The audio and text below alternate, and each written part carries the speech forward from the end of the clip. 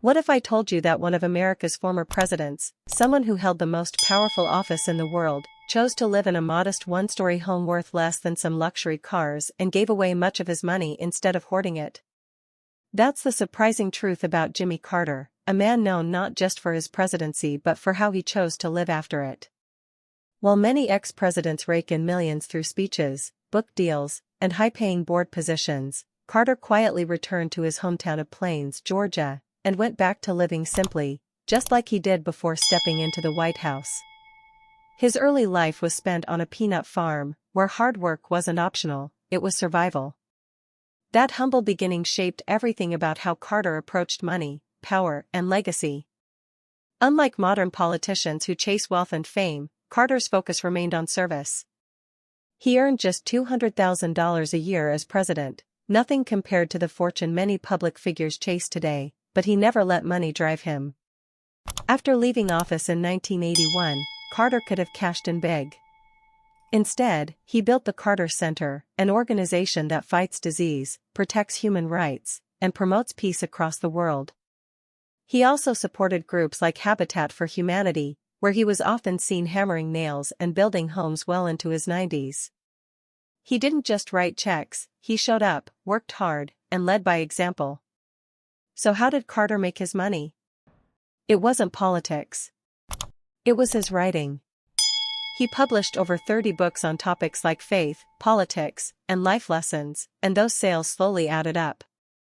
Today, his net worth sits at around $10 million, a small sum compared to others like Bill Clinton or Barack Obama, but every dollar of Carter's money has meaning. Most of it is pledged to continue funding humanitarian efforts through the Carter Center. His goal was never to build an empire or flash his wealth, it was to leave the world better than he found it. And that's exactly what he's done. In a time when wealth often overshadows values, Carter's life is a reminder that true success isn't measured by bank accounts, but by impact. Carter's financial habits reflect his personal beliefs in the most powerful way. Unlike those who chase luxury estates, private jets, or elite memberships, he and his wife Rosalind chose to stay in the same modest ranch house they built in the 1960s.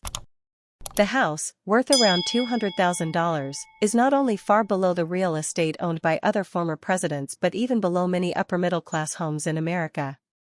His daily life remained grounded, he bought clothes off the rack, flew commercial, and even shopped at the local Dollar General. He avoided lavish government-funded perks and only used what was necessary. His decision to remain rooted in Plains wasn't for show, it was a reflection of who he always was. Even as the world changed and politics became a playground for the rich, Carter never stopped living by the values he grew up with: humility, honesty, and service. Another reason Carter's story stands out is the way he viewed influence. While many powerful figures try to stay in the spotlight to stay relevant, Carter let his work speak for itself. The Carter Center has monitored elections in over 100 countries, reduced the spread of deadly diseases, and promoted peaceful conflict resolution across borders. Most notably, the near eradication of guinea worm disease is one of the most underrated health triumphs in modern history, accomplished largely through Carter's leadership and funding. He didn't need his name plastered across headlines or social media posts. He was too busy making a real difference. And even when his health began to decline in his later years, he continued working behind the scenes, always pushing forward projects that helped people who could never pay him back. When we look at the financial legacy of Jimmy Carter, we're forced to rethink what wealth really means.